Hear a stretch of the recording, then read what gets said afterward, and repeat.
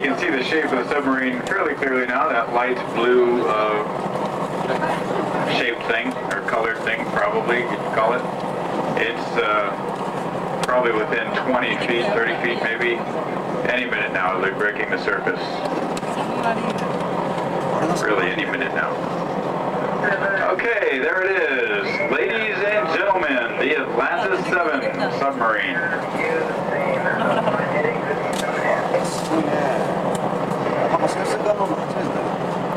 Now that blue boat we see over there, that's the Huki Nui. That means the big pull in Hawaiian. That's the boat we use to tow the submarine around. As you can see, it's also the home to our fearless dive team, and it's also where we keep the communications gear that we use to talk to the submarine while it's on.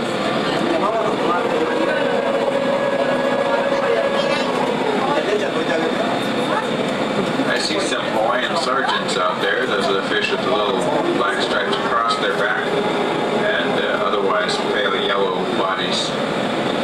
These fish are another endemic species here. They're basically a damselfish that likes to hang out above the reef, where most of them hang out in it. And they're also known to school in large numbers, as you see here.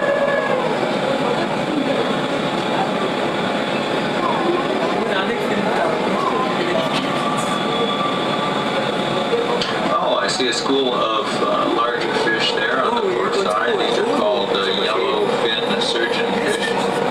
And it looks like there's some eye stripe surgeons as well out there.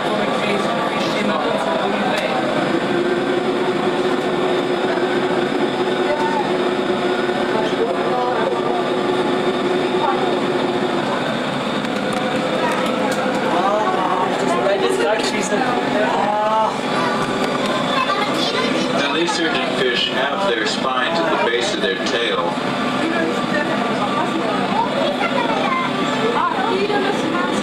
And they're usually up alongside their bodies. Much easier to see in the eye stripe surgeons where they're white, but the yellowfin surgeons have them roughly in the same place. There's a little mound at the base of their tail, one on each side, where they keep that.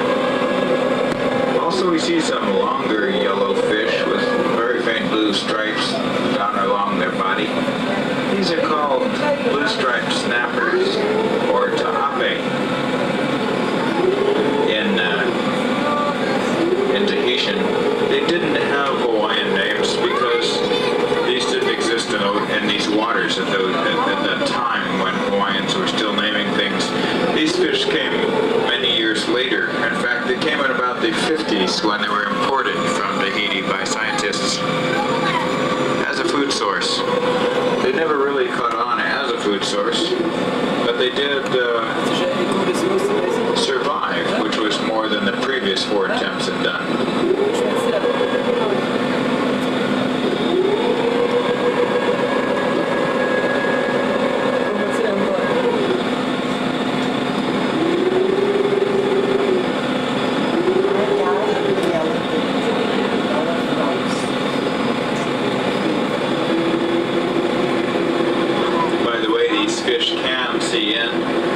Sometimes you see them looking quite inquisitive.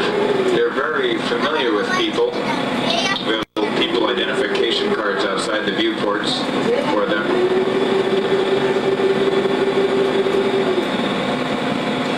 But they're most familiar with our divers. Now down the port side right now we see a predator, a bluefin trevally, very beautiful purple colored fish along the back. And he's looking into, you can wave to him, you can see his eyeball move to watch your fingers. And this isn't as big as the giant trevallies, which we often see in these waters, but he's a very close relative. He has many of the same pugnacious qualities as the giant trevally.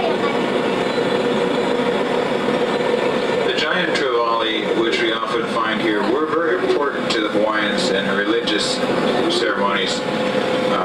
The ancient Hawaiians had an equivalent of everything on the land. For everything there was on land, there was something in the ocean that was equivalent to it.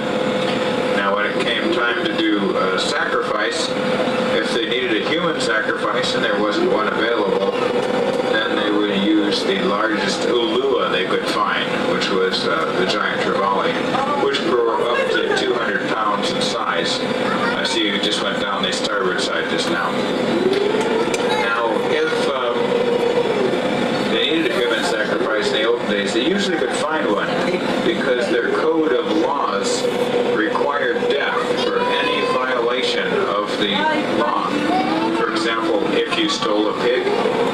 you had to die. If you killed somebody, same thing. If you stepped on the king's shadow, anything that would be violation of that law or kapu system, the penalty was uniform. It was always death, which saved a lot on lawyers' fees in the olden days. And also, it kept the gods satisfied. And in fact, that's why the kapu system was so strict, is because it was handed down by the gods. And if you violated one of their laws and didn't catch the perpetrator, you would put the entire village in danger. In fact, that's what happened in Kalapana. You probably realize that will be on the port side today. Keep an eye on Diver Winton. He knows some peculiar tricks that not all of our divers do. What he will do is he has a way of blowing rings of air.